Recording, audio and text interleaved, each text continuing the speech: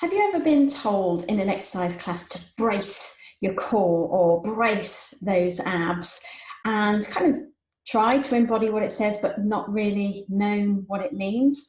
Similarly, on exercise DVDs, it's a phrase that's used an awful lot without anybody really explaining what it means.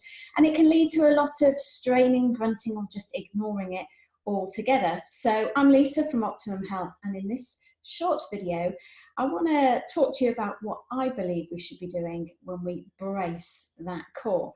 So generally, when the brace your core phrase is used, we are actually talking about movement. So whether it is doing some kind of activity or something relatively benign, such as a sneeze, cough, or even laughing quite heartily, we're generally moving with each of those things because issues with our core and pelvic floor don't generally happen when we are sitting still. So looking at the phrase again, and this video shows what I think a lot of people imagine bracing your core to mean. So although I'm sure this isn't what this lad is doing, you can see that his teeth are clenched, his shoulders are up by his ears, his tummy's bulging out, he's actually tucking his tailbone under, so there will be increased pressure down into his pelvic floor as well.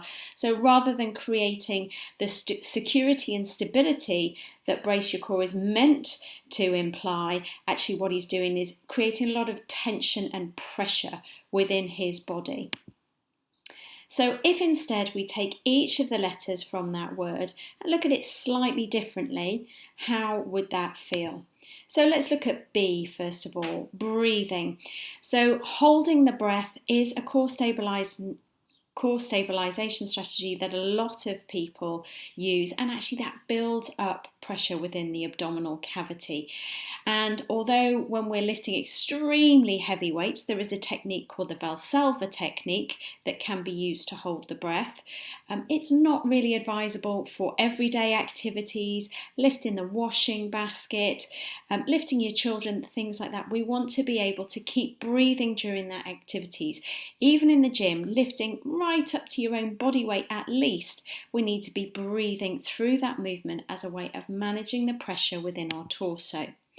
The R can be for release. So rather than holding on to things tightly, we need to be able to let go of that tension before engaging muscles.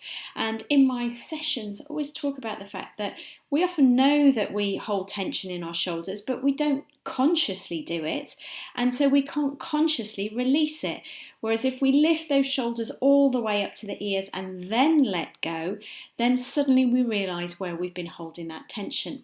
Similarly, it's a misconception with the pelvic floor that all issues are down to weakness. We know that's not the case. Sometimes people are actually holding on to muscles within their pelvic floor, so there's a residual tension there. So you come to require those muscles to support you in a movement, and they simply haven't got enough left in the tin to be able to support you, and then you get issues such as pain in the back, leakage through the pelvis as well, whether urinary or fecal leakage. So being able to let go of tension in the body then allows you to engage muscles much more effectively. Awareness of alignment. I cheated a little bit on the A and used two words here. So again, bringing almost the concept of mindfulness to what you're doing can help with core strength, stability and resilience. And I'm not talking about perfect posture all the time. We are dynamic beings moving in and out of positions, but just being aware of the curves in our spine, using them to their optimum. So the spine is in its strongest position when it has its natural curves in place. And if we connect that with the breath and releasing the muscles before we start a movement, then we're starting in a much stronger position. Connection, bringing the brain in. So this ties on with a mindfulness point that I made on the previous letter. But this is not just about throwing your body through particular moves and hoping for the best. By connecting the mind or the brain with the body, then we can help to bring everything together in one go. And I often use a car analogy in my sessions. When you get in your car and drive off, you just see it as getting in your car and driving off. In reality, you've got in, closed the door, put your seatbelt on, turn the ignition on, put it into gear, and then driven off. Now we need to build that sequence of events through our body. So creating that release, working with the breath, understanding our alignment, and then engaging to move. Initially, that can feel very deliberate, but the more we practice through movement, the easier that connection becomes. And finally, engage on exhale. And this is a simple rhyme that can really help.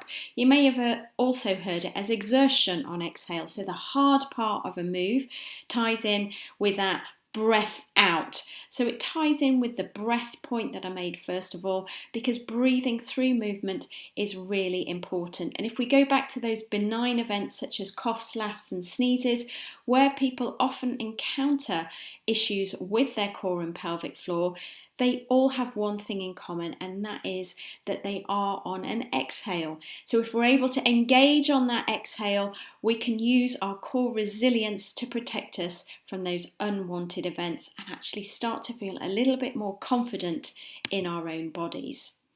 So this is all of the things that we look at in my core confidence course. We are not just looking at the abdominal muscles, we look at the whole body, including the effect of the head, neck and shoulders on our core strength and resilience. There's also pelvic floor work in there, and we go from lying positions to seated to standing, and even building up to impact moves towards the end of the course, which you can use as and when you are ready. Of course, you have my full coaching support throughout. So whilst some of the people who have done my course have had back issues, I think one of the quotes here refers to somebody who had an issue with their SI joint or sacroiliac joints. That's the point where your sacrum connects into your pelvis in the lower back. Similarly, somebody else had a disc issue or was recovering from a disc issue and now feels that they are not only able to move more, but the course, through supporting them with those movements, has really helped with their whole well-being. But it's not just for those with back issues. Somebody here found that taking their core movements back to the basics and rebuilding their strength was what was really brilliant for them.